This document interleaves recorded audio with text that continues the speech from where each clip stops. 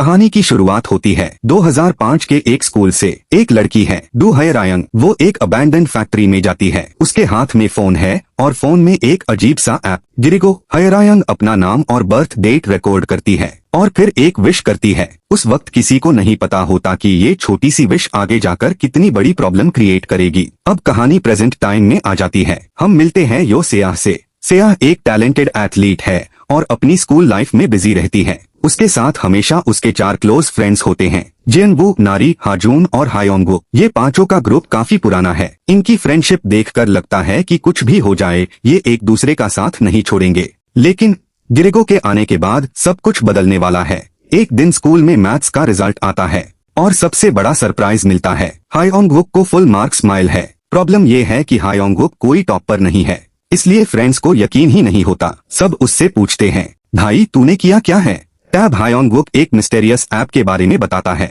गिरिगो, वो कहता है, उसने गिरिगो पार विश की थी कि मैथ्स टेस्ट में उसके फुल मार्क्स आए और सरप्राइजिंगली उसकी विश सच हो गई। चंक 2। लेकिन फ्रेंड्स को अभी भी यकीन नहीं होता। उन्हें लगता है कि हायोंगो बस लकी था, लेकिन हायोंगो सीरियस है। वो उन्हें गिरिगो के बारे में और बताता है। और सबसे स्ट्रेंज बात, विश करने के बाद फोन पर एक काउंटडाउन स्टार्ट होता है, 24 आवर्स। अब थोड़ा अजीब लगता है, लेकिन फिर भी कोई गिरिगो को सीरियसली नहीं लेता और यही उनकी सबसे बड़ी मिस्टेक होती है।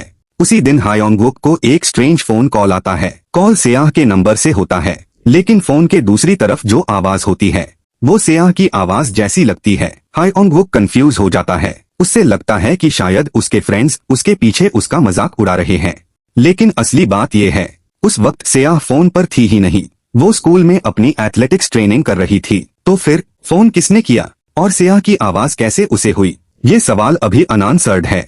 इसी बीच सेयाह को एक बड़ी खुशखबरी मिलती है। उसका selection national level track and field training के लिए हो जाता है। सेयाह ऑब्वियसली बहुत खुश होती है, लेकिन एक प्रॉब्लम है, उसकी ट्रेनिंग वीकेंड पर है और इसी वजह से वो हायोंगो के बर्थडे सेलिब्रेशन में नहीं आ पाएगी। जियनवू को ये बात बिल्कुल पसंद नहीं आती। वो मजाक मजाक में गिरिगो ओपन करता है और विश कर देता है सेयाह की वीकेंड ट्रेनिंग कैंसल हो जाए। बस इतनी सी विश। उस वक्त सबको लगता है अरे क्या ही होगा, लेकिन गिरिगो को किसी की परमिशन नहीं चाहिए। थोड़ी देर बाद हायोंगो का बिहेवियर सडनली स्ट्रेंज होने लगता है। सेयाह को समझ नहीं आता कि उसके फ्रेंड को हुआ क्या है और फिर सिचुएशन बहुत सीरियस हो जाती है। सेयाह हायोंगो को रोकने की कोशिश करती है, लेकिन सिचुएशन कंट्रोल से बाहर हो जाती है और फिर गिरिगो का काउंटडाउन 0 हो जाता है। हायोंगो की डेथ हो जाती है। यही से स्टोरी कंप्लीटली बदल जाती है। सेयाह के लिए ये सिर्फ एक ट्रैजिक इंसिडेंट नहीं है, उससे लगता है गिरिगो के पीछे कुछ और है, क्योंकि एक विश पूरी हुई और उसके बाद ये सब हुआ। अब कहानी एपिसोड 2 में एंटर करती है। हायोंगो के बाद सेयाह कंप्लीटली शेकन होती है। उससे समझ ही नहीं आ रहा कि उसके फ्रेंड के साथ आखिर हुआ क्या। लेकिन तभी कोच सॉन्ग उससे बताते हैं कि वीकेंड की ट्रेनिंग कैंसल हो गई है। सेयाह एकदम रुक जाती है, क्योंकि ये एग्जैक्टली वही चीज है जो जियनवू ने गिरिगो पार विश की थी। अब सेयाह को एक डेंजरस कनेक्शन समझ आता है। हायोंगो ने विश की, उसकी विश पूरी हुई, काउंटडाउन आया और फिर सब कुछ बदल गया। अब जियनवू ने भी विश की है और उसकी विश भी पूरी हो गई। तो अगला काउंटडाउन जियनवू के फोन पर क्यों आ गया? सेयाह तुरंत जियनवू के पास जाती है। नारी और हाजून को भी सब कुछ बताया जाता है, लेकिन सब लोग इस बात को एक्सेप्ट नहीं कर पाते। किसी को लगता है ये कोइंसिडेंस है, किसी को लगता है सेयाह शॉक में है, लेकिन सेयाह को पता है ये कोइंसिडेंस नहीं है, कुछ तो जरूर है। और अगर गिरिगो सच में विशेष को कंट्रोल कर रहा है तो जियनवू अब डेंजर में है। चंक 4। अब हाजून एक प्रैक्टिकल सोल्यूशन ढूंढने की कोशिश करता है।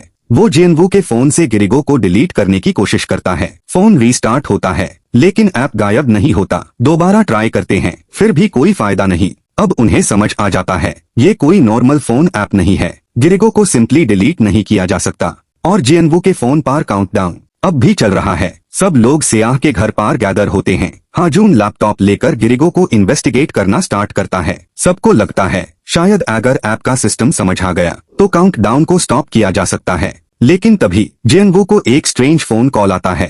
कॉल सेयाह के नंबर से है, लेकिन आवाज फिर वही सेयाह की। और उस आवाज में जियनवू के बारे में कुछ ऐसी बातें कही जाती है जिनसे वो कम्प्लीटली डिस्टर्ब हो जाता है। अब सबको एक बात क्लियर हो जाती है, गिरिगो सिर्फ विशेष को कंप्लीट नहीं करता, ये लोगों के इमोशंस के साथ भी खेल रहा है। और अगर हायोंगो के साथ जो हुआ था वही जियनवू के साथ रिपीट हुआ तो उनके पास टाइम बहुत कम है और फिर जियनवू के साथ situation suddenly out of control हो जाती है। उससे लगता है कि उसके आसपास कोई है। वो बहुत स्केयर्ड हो जाता है। सेया यूज काम करने की कोशिश करती है, लेकिन जियनवू अपने कंट्रोल में नहीं रहता। हाजून भी उससे रोकने की कोशिश करता है। आखिरकार फ्रेंड्स किसी तरह जियनवू को संभलते हैं और यूज हॉस्पिटल ले जाते हैं। अब सिचुएशन और सीरियस है। हायोंगवुक को वो बचा नहीं पाए और अब जियनवू हॉस्पिटल में है। सेया के दिमाग में बस एक ही बात चल रही है, मेन जियनवू को भी नहीं खो सकती। इसी बीच हाजून को अपनी सिस्टर हायंग का फोन आता है और यहाँ स्टोरी एक और मिस्टेरियस डायरेक्शन में चली जाती है।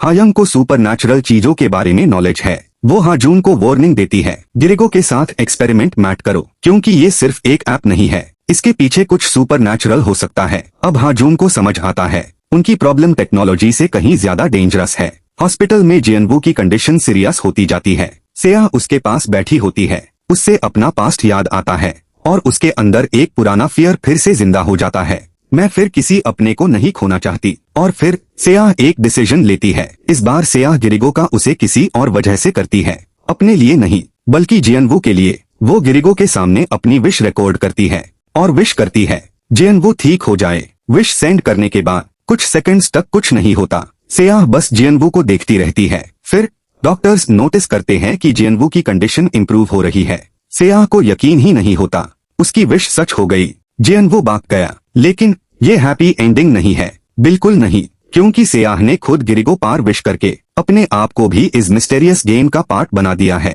अब सवाल ये है, गिरिगो की असली पावर क्या है? 2005 में हयरायंग ने जो विश की थी, उसका कनेक्शन आज के इन स्टूडेंट्स से क्या है? और सबसे इम्पोर्टेंट, अगर गिरिगो हर विश पूरी करता है तो उसकी कीमत कौन चुकता है? अभी तक जो हुआ वो सिर्फ बिगिनिंग थी। आगे सेया को गिरिगो के इस कर्ज का सामना करना पड़ेगा। और सच कहूँ, आगे की स्टोरी और भी डेंजरस होने वाली है। अगर आपको एपिसोड 3 की फुल स्टोरी एक्सप्लेनेशन चाहिए तो कमेंट में पार्ट 2 लिख देना। फिर मिलते हैं नेक्स्ट पार्ट में।